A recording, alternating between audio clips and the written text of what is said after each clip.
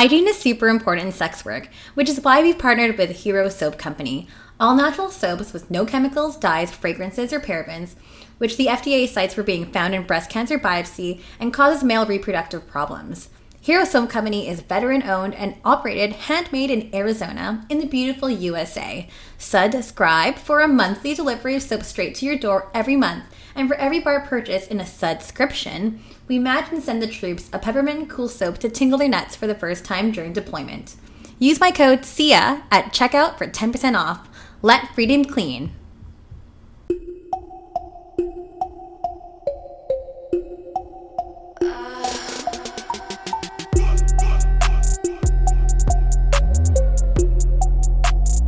Hey guys, welcome back to Strip by Sia, your show for sex workers, strippers, and all naked people. I'm your host, Sia Steph, or Steph Sia. I don't know if you want to see me Sia Steph. My Instagram, but whatever. And we have a cool guest today who's always been on my list to interview, actually. But we had a listener be like, yo, you gotta interview her. So, without further ado, we have DORA fucking Kola on the show. Yay! Hi! So excited, first of all, because you're Asian. Yes. Second of all, because you're Asian. No, just kidding. Asian persuasion. I know, there's like 5 of us in like the whole circuit, so totally. It's so cool to have you on. Thank you so Thank you for having on. me. Yay! Yay! Literally just met you 5 minutes ago, and we're all like, we're gonna go to Portland together. Literally, I love it. I love her energy. Thank you. But I guess we'll get into it. Yeah. So we always begin an episode like, who are you? What do you do? In your own words. Alright, so I'm Dora Kola, also known as, apparently, Dora fucking Kola. Or if you know me just at the club, I just go by Kola. I know, like, guys are always like, is that your real name, Kola? That can't be your real name. And it's like, you know what? It actually is. Like, Dora is actually my real first name. Oh, no And Kola way. was given to me in, like, grade 10 as my last name. What? So, yeah, basically Oh my Kola God. is my first name, Dora, translated in Hawaiian. Oh. Kola with a K, and I fell in love with it, and I was like, oh my god, this is gonna be my name forever. And when I started stripping, they were like, you need a name, and they kind of just threw me into the fire, like threw me right on stage. And so I was like, fuck, like, oh my god, Like, a stripper name? Yeah, like I need like 10 years to think on this. So I just used Kola because I'm super creative, and yeah, and since then I've just been using that. I love it. It has such a good ring to it. Thank you. Thank you so much. I was like, Dora the I know Explorer, everybody like- thinks that, and then I ended up adding the fucking in the middle of it, and it just gives it more of a punch. And I'm Got like, an edge to it. yeah. So I am an entertainer, exotic dancer in Vancouver. Yes. BBC, beautiful British Columbia. Yes. And I dance exclusively on stage at Number 5 Orange. Yes, which is kind of really famous. So yeah. We're all famous. Yeah. It's super cool because we haven't had a lot of people from Number 5 be on the show. We've had a couple people on the circuit. So Really? yeah, we've been really Okay. penthouse heavy here on the show because obviously it's my home club. But I want to branch out, so we got you to rep Number 5. Shout out. Yes. So yeah, okay, let's go back up. So like, obviously, yes, we know that you're an entertainer, but how did you get there? Like, what's your education? What's your background? Your story? Yeah. Because I know as much about you as what's on your Instagram profile. So I have seen The beauty of being your own Yeah. press agent these days. Right. Like, you just put out whatever you want people to see, essentially. Yeah. But I guess, like, if anybody that's on my Instagram and follows me religiously, I do kind of post no filter stories, and I really just fucking like press the post button, and like a lot of the times people are like, did you really just post that? And I'm like, yeah, because I don't really give a fuck. Good, because you shouldn't give a fuck. Exactly. So what I've seen on your Instagram, a couple, I guess, cliff notes here. BACIT broadcasting alumni, award-winning rock DJ, CEO of 604 Cartel, actress. There's so many things. So, like, what did you want to get into first? There's so many things. I guess, yeah, I'll go right into the timeline of how, like, you know,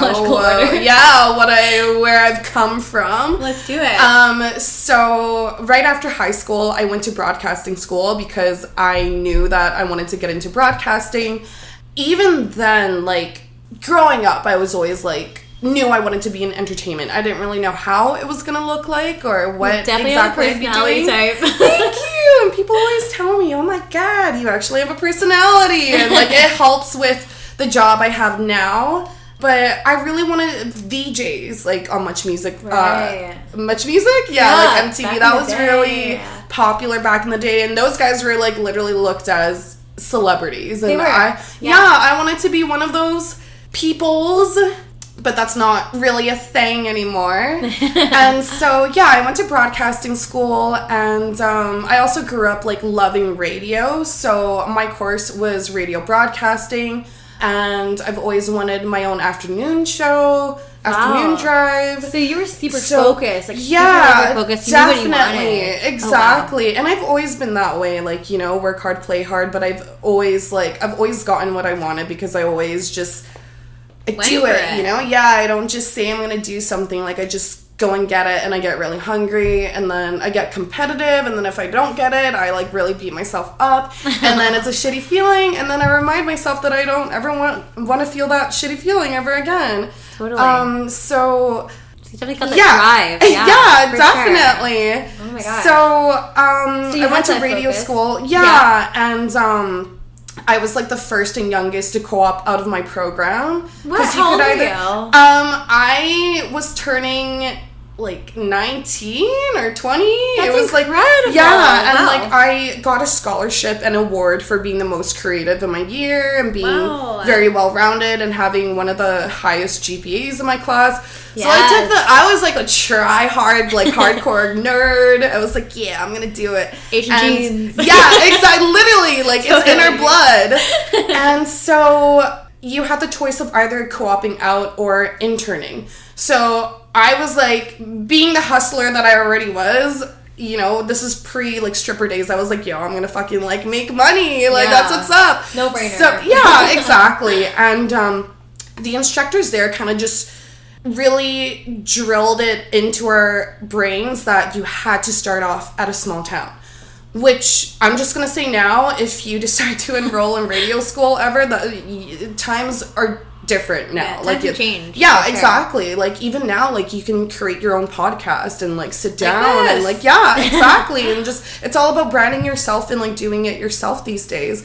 And so, I obviously listened to them, and I started off as a rock radio disc jockey at a rock station in a small town in Alberta. What? And oh my God. So, yeah, like, I packed up my shit and I literally just drove across the province. Yeah. Oh my God. Provinces, because it was the border of Saskatchewan and Alberta. Oh my God. And what is over there? Like, it was scary. Like, people were not receptive of, like, me as a female and a person of color. Yeah, I was gonna say, because it's pretty white around there. Oh, yeah, like, it is straight up like, white out. fucking white. Like, yeah, and, like, I had some, like, my only friends were, like, 45-year-old women. You know, God. like, there were, like, 3 of them, like, 3 mothers that I became friends with. But, yeah, I was, like, bullied a lot at my station. People were really, like, sexist and racist.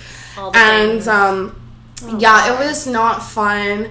So I lasted about, like, 6 months there, not even. That's still a long time to be in, like, it really is. The experience was incredible in terms of, like, the work. Like, I was, like, every time, like, I started off my show and I showed up to work, you know, behind the soundboard, I knew I wanted to do this. Like, I was like, fuck yeah. Like, you know, just the thrill of, like, essentially producing, controlling, and having my own show. That was super cool. But yeah, I remember moving back to Vancouver, coming back home, and one of the guys at the station hacked into my Twitter.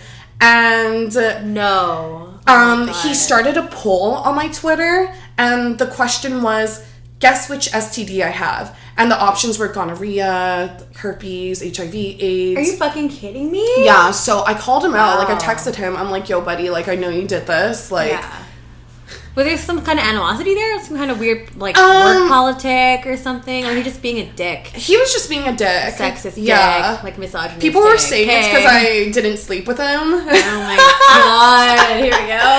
Yeah, exactly. But, like, it just kind of goes to show that was the type of, you know, BS. Personalities that I was surrounded by, and, like, just the types of energies that, you know, and, like, that's kind of how people felt about me, because I came from a big city, and, like, I looked the way I do, and, like, they were kind of like, okay, yeah, like, whatever. Oh, how did you survive that? Because 6 months is a long time to be in that kind of toxic kind of environment.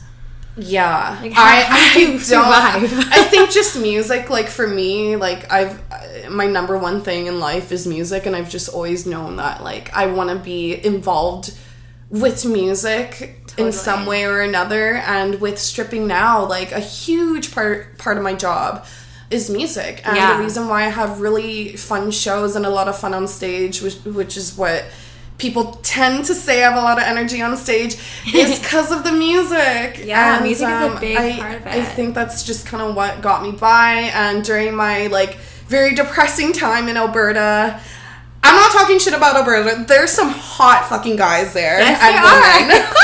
Yes. A lot of rocker boys. But yeah, during that time, I was discovering a lot of new artists, and I think that's just kind of what got me by. Oh my god. Yeah, and so I moved back here. I did not have a plan whatsoever. I didn't know how I was going to make money or survive. And so I started just picking up really, really random jobs, like handing out flyers at a SkyTrain station, and like really being a prostitute of corporations, and like, oh my god. Yeah, and I was like, all right, this is fine for now. I mean, I was kind of modeling as well, and like just being really comfortable with my own body. Yeah. And then one day I was just scrolling on Facebook, and a gig popped up, and it was to do this lingerie lunch, and all you had to do was like walk around, talk to men at a pub, and wear lingerie. And I was like, I'd never done anything like that before, but I'd always been so comfortable, like, you know, with my body and like being naked, and my being sexual. So I was like, all right, I'm gonna do it. And I was also slut-shamed my entire life, like in high school. Me too. People really Up with that. Like, people not cool. Yeah, if you like really own who you are, like in a place like high school where people are insecure and trying to like fit in, people don't like that shit. No. And they did not like that. But I already had my shit figured out, and I've always been me since day one. And so I think that's kind of where that all like came from. But yeah, I picked up this random lingerie lunch gig, and then eventually I was like, oh my god, that was amazing. And then I started doing bachelor parties. Cool. Yeah, I met one of the girls who kind of like hired me essentially and brought me into like the whole scene. Like PR? PR, exactly. Okay, cool. Yeah, for sure. So I actually met her through promo, because she's Asian too, and she's like next level fucking hustler. Like she had like 10 different jobs. She was doing promo, she was like stripping privately, and which is I guess PR, and just doing whatever it was to make coin. And good for her. Yeah, she was like, yo, we need more Asian girls if you're down. Like, you'd be like a really good exotic mix into the mix, because guys like that. Exactly. They really do. Just so I totally took advantage of the fetishization. Yes. And I was like, sure. And so I did PR for about a year and a half, and then eventually PR got really slow one day, and I had already, you know, I was only doing PR at this point. And so I was like, shit, like I need something else. Yeah. Need something more like consistent. Yeah, exactly. Sure. And so this all just kind of happened, I guess, like it just happened, you know, when things happen, they just came together, and I don't know how to describe it, but basically Number 5 Orange and I were kind of going back and forth on Instagram, and being the hustler that I am, I was like, yo, like, if you ever need girls, like, let me know. And I didn't even know what I was getting myself into. I was just kind of like being a cocky little ass, and I just brought it up, and he was like, yeah, like, come in this Thursday at this time. Oh and my I was God. like, okay. And, like, I had never even been to a strip club in my life. Oh my like, God. yeah, I didn't know how any of it worked. And so I showed up, and I started right away that night. And then right away, my boss now asked me when I could start stage. Like, we want you on stage right away. Amazing. And I had taken one pole class, like, in, like, grade 12. So I was like, I don't know what I'm fucking doing. So he kind of just threw me into the fire, and, like, we talked about it, like, a couple months ago, because we were messaging each other, and he was like, oh my God, you're, like, totally forgot. You basically just started a year ago. Like, now you're a super stripper, was what he said. That's amazing. Yeah, and I was like, oh my God, thank you so much. Like, you changed my life. And he was like, oh, well, I just, like, believed in you, and I saw something in you. So since then, I've been a regular stage girl there. That's amazing. Yeah. That's so awesome. Thank you. Handed to you. So here you go. Here's a job. Totally. And Was it terrifying though when you started? Like, oh my especially God, with your first stage show? absolutely. Yeah, but Did like you- shout out to Miranda, Oceana, and Grace Haynes, who I'm still Yes. really good friends with to this day. Like, shout out to those girls because Amazing. in my first week and those girls were in the lineup, they really helped me out. And like I you know, like, I was like, oh my God, like, I hope these girls aren't gonna, like, laugh at me because I don't know shit. I don't know what I'm doing. But they were God. so nice. So sweet. And yeah, it was so much fun. Do you remember what you did during your first show? Like, I just remember I was super or fast. how you felt? Yeah. I was Fast. yeah, I think Common everybody thing. says that. And, like, I don't remember at all. But I just remember getting off stage and some guy was at the bar and I was so out of breath. Like, I had never experienced anything like what I did. And, like, the guy and I were just talking back and forth. And I was like, oh, like, yeah, that was my first stage show.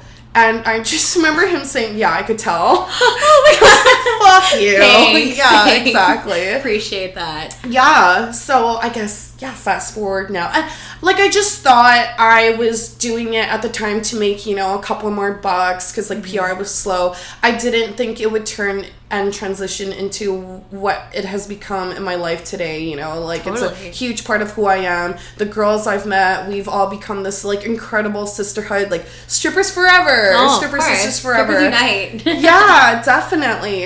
And I just did not think my life would be like this. Like what though? Like what? Like, it's just become such a big part of my life. And I didn't even think I would ever be on stage at a strip club. And now it's like, that's really all I do. And that's amazing. just like, everybody kind of knows me as, yeah, like, that's the stage girl from the Five. Like, Yeah. and it's really cool. I just did not ever think that. Because you thought, like, be you thought it was going to be, possibility. like, transitionary. Like, I'm going to find something else. Yeah, I just, like, temporary. needed a bit of more Extra money. dough. And yeah, exactly. And just try and, like, figure it out. Because I do want to get back into, you know, like, broadcasting, entertainment, music, Totally. whatever that may be. Wow. But yeah, and But there, like, music plays a huge part in stripping, though, too. Like, I wanted Totally. to talk to you also about, like, music, and obviously, like, your love for rock music, Yes. which is amazing. And also being an Asian liking rock music. Totally. Yeah. I know. Like, I have a portrait of Randy Rhoads, which is this tattoo here. And guys are always like, you're Asian and you like rock music. And it's like, yeah. Well, yeah. Like, it's like, yo, just because I look Asian doesn't mean shit. And, like, it's so funny because, like, growing up, I never saw in color. Like, I just thought, like, it sounds so stupid, but, like, I didn't even know there were, like, different races and, like, really, like, I knew, you know, there were, like, cultures and stuff, but I didn't know, like, oh, this person is an East Indian person. Like, I didn't know that just because I thought everybody's human, and that's, like, Yeah. to this day, I That's still how people view- should see it. Yeah, Right? exactly. So, and especially with this job, like, your race really plays a huge part. People constantly remind you, hey, you're Asian. And it's like, oh, right. Thanks for the reminder. forgot. Yeah. Yeah, totally. It's so crazy how your race can just be such a big part of what people seem to like to talk about, and like, because I never was like that. I never was like, oh my god, you're Asian, like tell me everything, and like this and that, and like, yeah. Did you ever experience any racism when you're dancing? Or I know you experienced it during your job in Alberta and stuff too. Oh my god. Dancing specifically, yes. That's just part of the business. Like, I've had guys straight up tell me, like, sorry, we just want white girls tonight. Like, I want to go up with, like, that girl.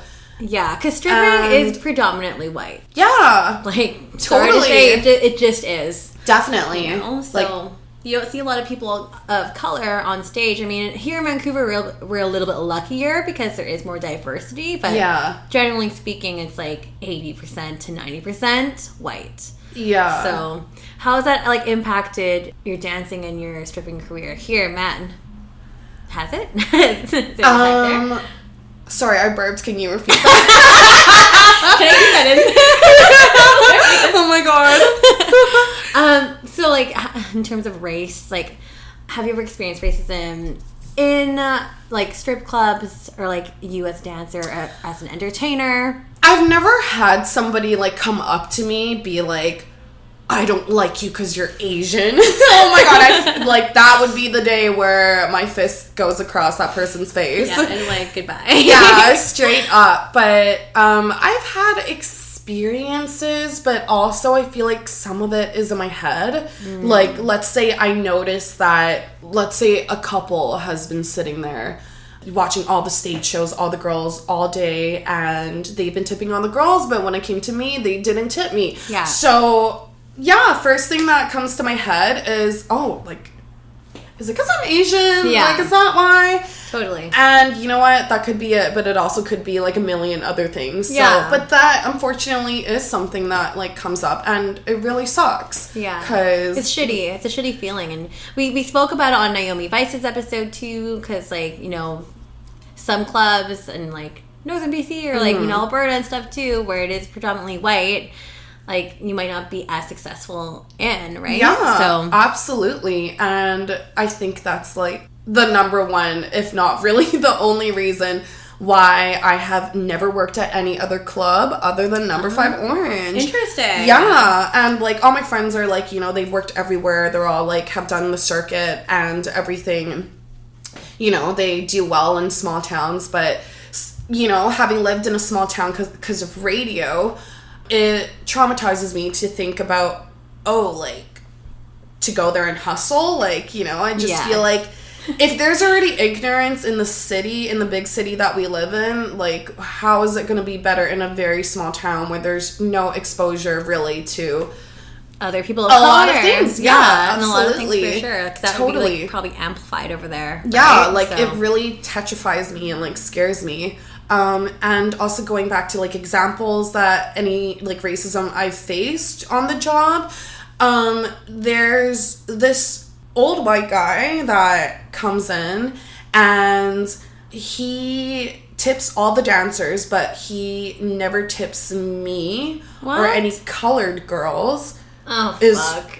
Yeah, Really? and I didn't know at the time that he, you know, like, only favors a certain kind of girl of a certain race. But I remember just because he always sits in my front row anyways, and if you're gonna sit in my front row, like, come on, that's the tipper's row, right? So I just remember, like, being a bit sassy that day, but I was also, like, being cute and fun about it, like, hey babe, like, you've never tipped my show before. And he said, you have too many tattoos, which a lot of it's the still, girls, like, fucking rude. It Like, is go rude. fuck yourself, buddy.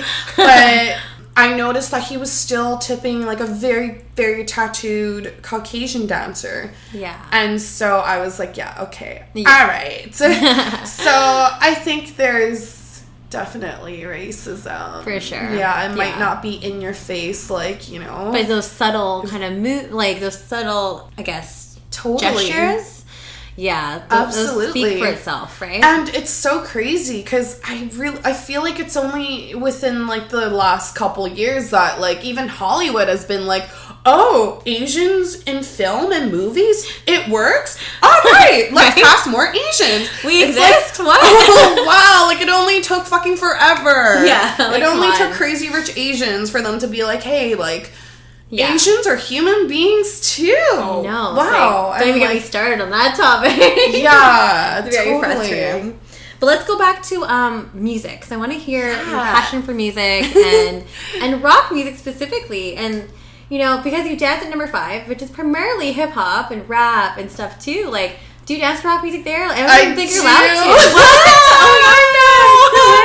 I need to see one of your shows. Like, I need to come. Oh my god, yes, that'd be so fun. Super Like, fun. obviously on like a Friday night, Saturday night, like I got my like rap songs. Like I really, really love Da Baby. And, he puts out killer So shit. many And like, good songs right now. yeah, and like Nicki Minaj has always been my idol. Like Yes. Cardi B as well. I was Yes. here for Halloween and dressed up as her outfit in Motorsport. And I my love God. Migos. Love Like Migos, I love too. a lot of current rap, and like with my job, it's really forced me to like kind of get out of my comfort zone and like, you know, find new music that I like Right. and yeah. can tolerate and like fuck with. But that's super cool because like music is music, and I love that. Like I have the ability to do that, and I really feel like being a stripper, like we're the ultimate A&Rs. Like we're the ones that say, hey, like this piece of music rocks, like it really works, or like, hey, it's shit, like it's not gonna work. Totally. But yeah, like having worked at a world-class rock station and just loving music, especially rock and metal, my whole life, it's really shaped me as a dancer in my everyday life. Yeah. Like there's nothing like blasting up Rammstein while you're driving in traffic, weaving through traffic, trying to get errands done. Like it's just like fucking great. So intense. Yeah, definitely. Is it more like the lyrics? Is it more the sounds that you like? What are you attracted to for those like rock in general as a music genre? Honestly, all of it. Like I love, like visually, I fucking love it. Like the fringe leather jackets and like Yes. boys with their long hair, like fingering that guitar, like I see you. That and like, yeah, just how like it just really like gives you so much adrenaline and energy, and much it just energy. yeah, totally, and it just puts you in such a mood. And the thing is with rock and metal, like that, those scenes, it's all about acceptance, you know. Like I am a concert whore, and I live for concerts and like experiences. And you know, it doesn't matter how you look, like who you are, like music is music, and like we all have fun. Yeah, for And sure. it's dope, like seeing guys like beat each other up at like in the mosh pits, but then after they high-five each other. Yeah. That's exactly what it should be.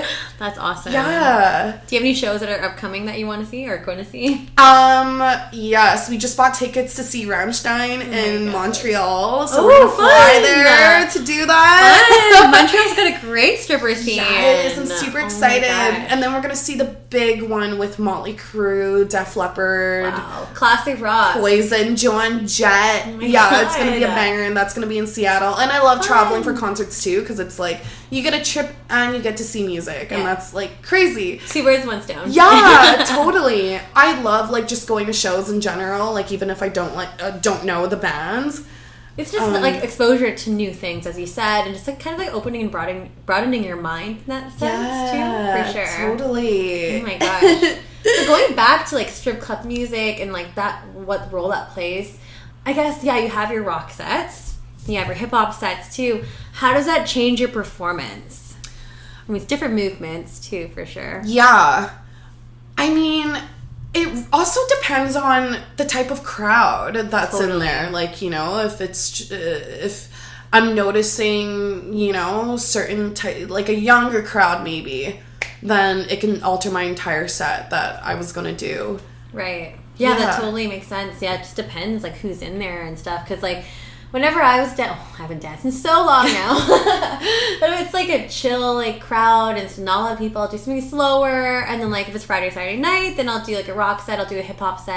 I'll do, like, once for the weekend or whatever. It just depends. Because you have to, Yeah. you feed off that energy. Totally. right? And I think when you dance to some, like a piece of music that really is authentic to you and you are super authentic to it, then someone that you know, let's say fucking hates rock, honestly could have the best time of their life because you're owning it and you're so confident and you're having so much fun and you stand by what you're presenting on stage, and I just love that feeling. Yeah, because you want to be able to resonate with that too, right? Totally. Like, you know, on a Friday, I've danced to lots of rock and metal on a really busy Friday night at the club. Oh my god, I cannot even see that. I cannot picture that at all. But it really works because I'm up there being a fucking rock star, just having so much fun, and people love that, and they're like, awesome. Oh shit, all right. Like, and it's good to kind of break it up too, you know, because definitely it's primarily a big hip hop club at number 5, right? Yeah. So it's good to be like, oh my gosh, what's this other type of sound? Yeah. And a different kind of act that goes with it. Totally. You know? So it's good to kind of break that up. And like apparently like the OG bands like Metallica and like Bon Jovi's Slippery When Wet was based on Number 5 Orange. Like all those bands when they would come through Vancouver would hang out at Number 5 Orange. Like so in like the late 80s, like 90s. That was the spot. And it's like, fuck, like if only I was a stripper in that time. Right. But like even Courtney Love danced at the 5. Like she did a Sunday there. What? Back in the day. Shit. Yeah, totally. So much history at number 5. Definitely, yeah. So all that stuff was like rock, metal. That's all like OG stripper music. Totally. And now it is what it is, and it's all good. Yeah, for sure. You know, it's just how it is. What's currently in your playlist now that you're kind of dancing to? Ooh, I've been dancing to a lot of Rammstein. Right. Because when I get excited about, let's say, like a show pops up, and I'm just kind of on that high. Like when I saw Rob Zombie and Marilyn Manson last summer. Oh my god, it was amazing. So literally cool. moshed in a Chanel bag, heels, and we wore latex nun dresses. Oh my god. Yeah, it was intense, and we were at the very front, but it was like the best concert of my life, and it really changed me. So after that, I was dancing to lots of Rob Zombie, like just everything on the catalog. Wow. Yeah. That's insane. Yeah. So I guess it depends. It's almost like seasonal, like to be like, okay, who's coming?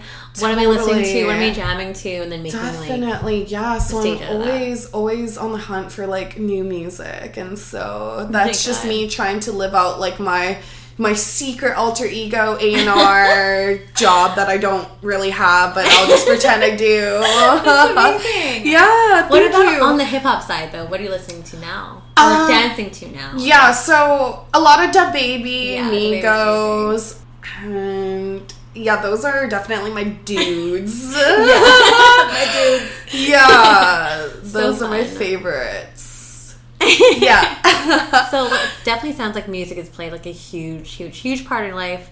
Not just because of work and stuff, but like it just sounds like you're super passionate about it, like since day one, like since you were born. Mm-hmm. It really shows. That's super cool. Thank you. Yeah, it's just really cool to just kind of see your journey, like the way that's taken you through your jobs, and then of course like now with stripping and this next part of your like life and career, and then of course you mentioned you want to try to get back into it. Yeah. What are your plans for that? We're not sure yet.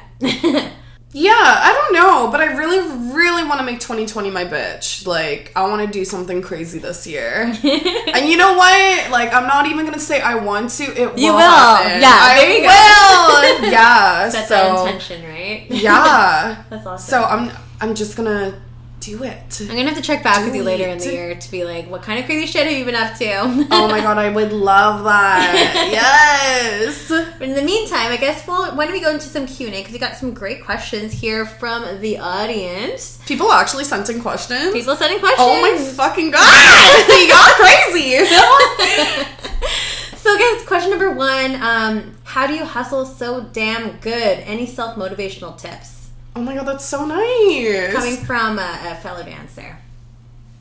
Ew. Whoa. Damn. Oh my god. That's such a nice compliment. Like when people recognize something, a quality of yours like that, it's like, oh my god, that's so nice. Compliment, for sure. I really think part of it has to do with like the Asian in my blood. Like my parents always put me through so many fucking different extracurricular activities.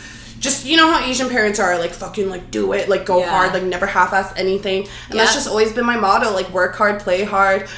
And if you truly believe in your work and what you're doing and what you're investing your time in, then fucking go all out. Because, like, what's the point of doing something just 10%? Like, you might as well just not do that because you're obviously not meant to do that.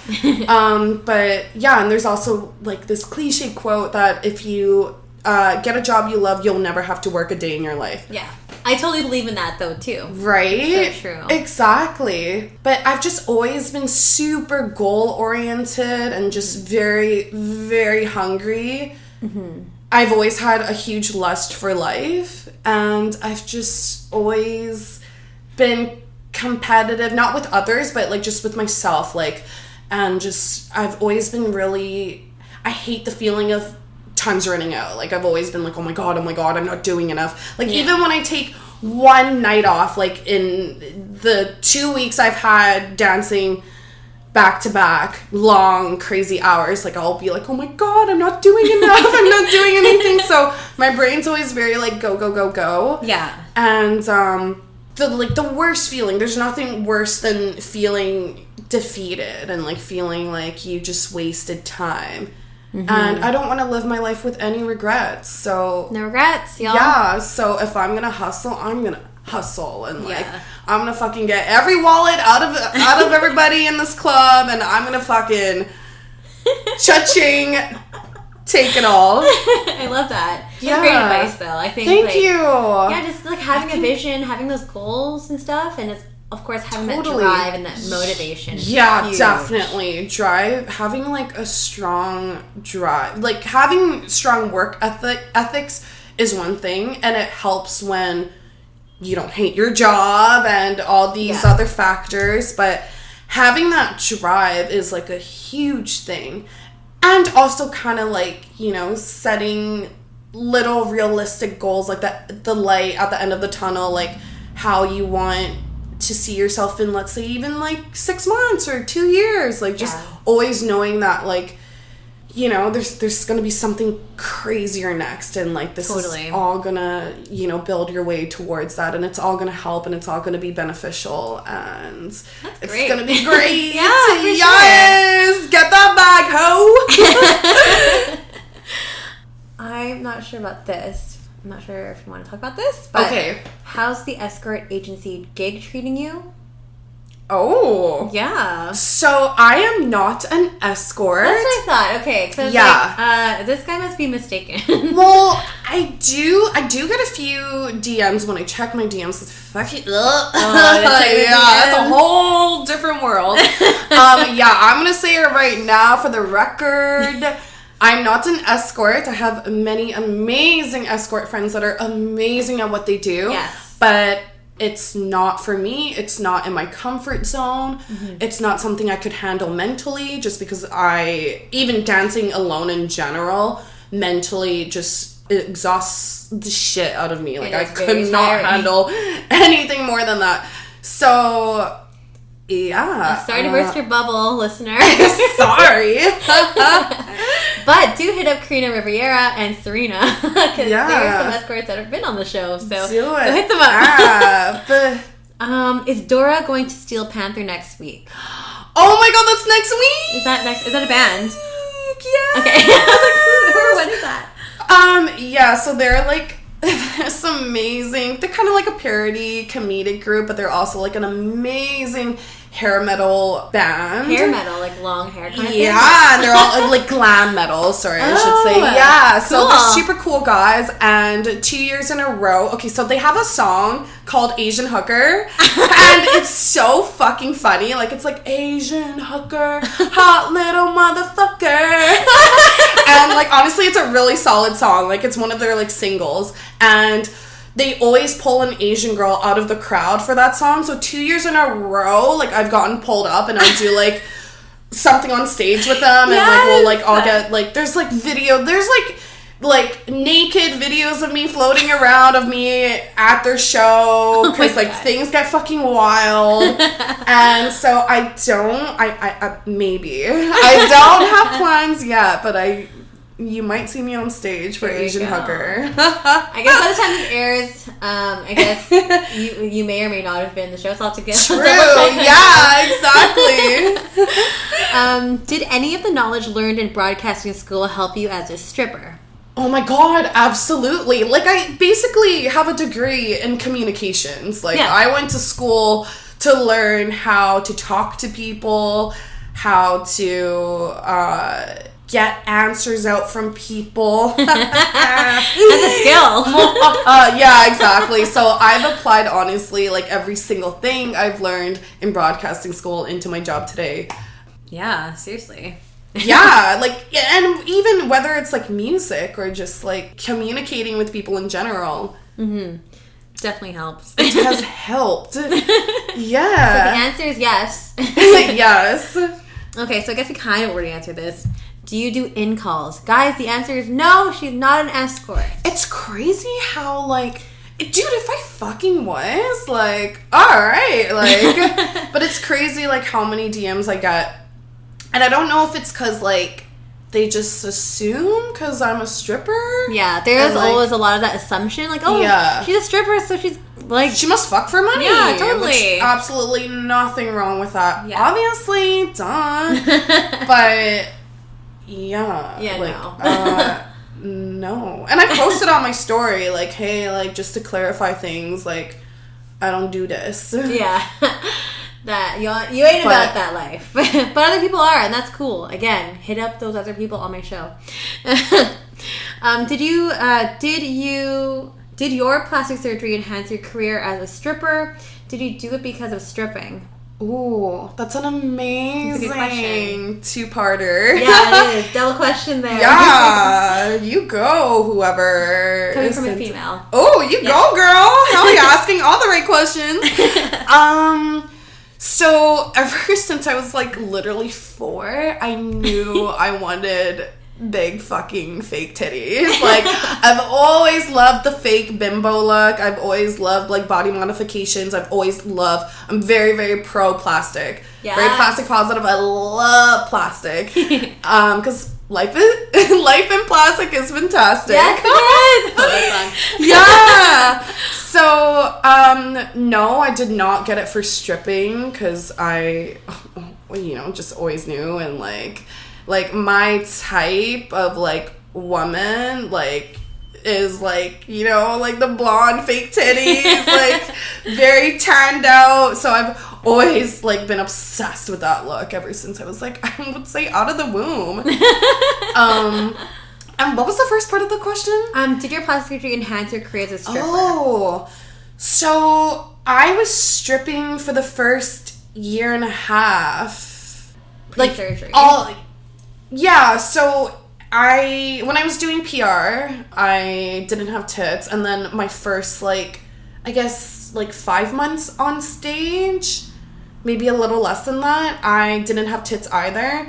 And honestly, I have made pretty much like the same, I would say, like, because there's always guys that like whatever it is that you look like, whatever like, your body type is. Exactly. Like it doesn't mean an answer. No, exactly. Like it doesn't mean you're gonna make more money. It doesn't mean you're gonna make less money. It's just like, and also money moves. There's enough money for everybody in the club. Like totally. Yeah. I think it just depends on your performance, your energy, how you connect with the audience. I think that's more important than, like, how big your tits are. Definitely. Yeah. And, like, I understand, because when I, like, didn't have my enhancements, those were questions that I would think about as well, which is, like, good to think about. Mm-hmm. But...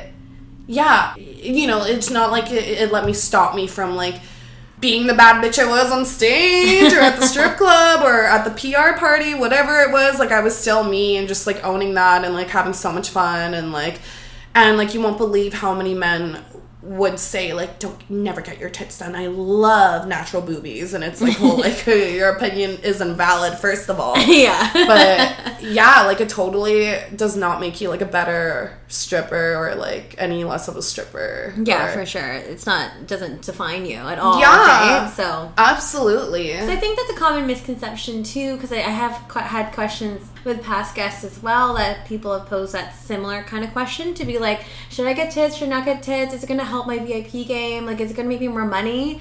And there's no right or wrong answer for that, but like yeah, it's exactly. Just, I think like it just depends on how you hustle. Totally, right? exactly. So. And it really depends on yourself as a person, like your personality, and that's just something I've always had.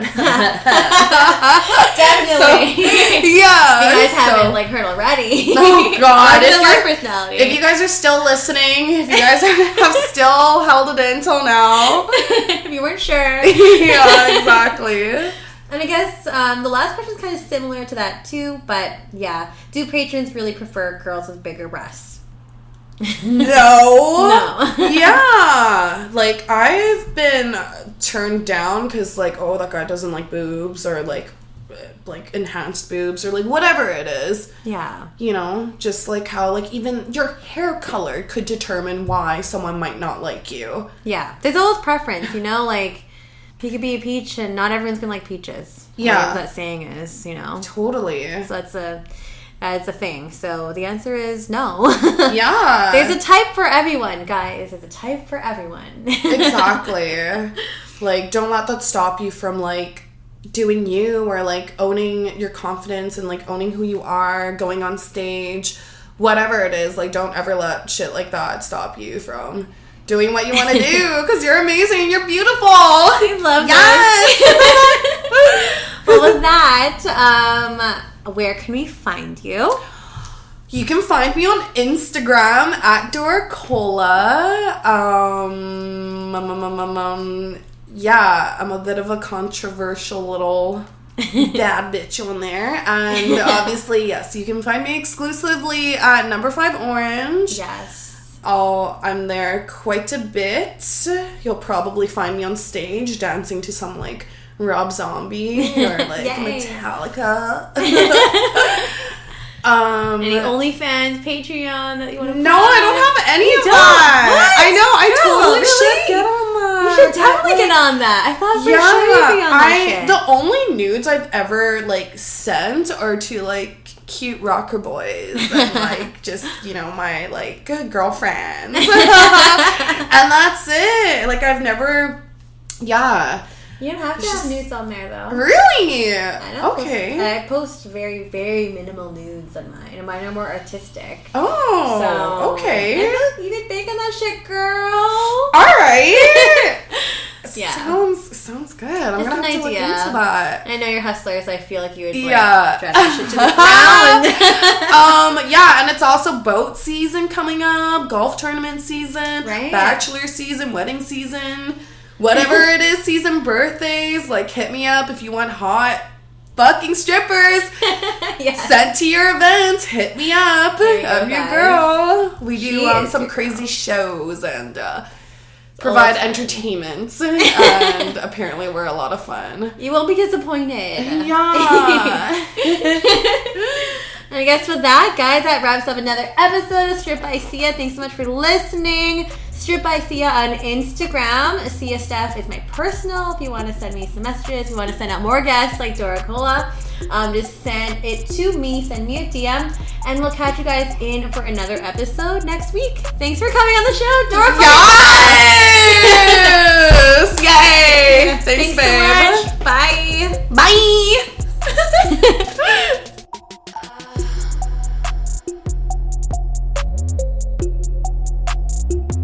You're listening to Stripped by Sia, produced and hosted by Steph Sia, aka Kimchi, music by Ted D, photography by Ian Davern, and graphics by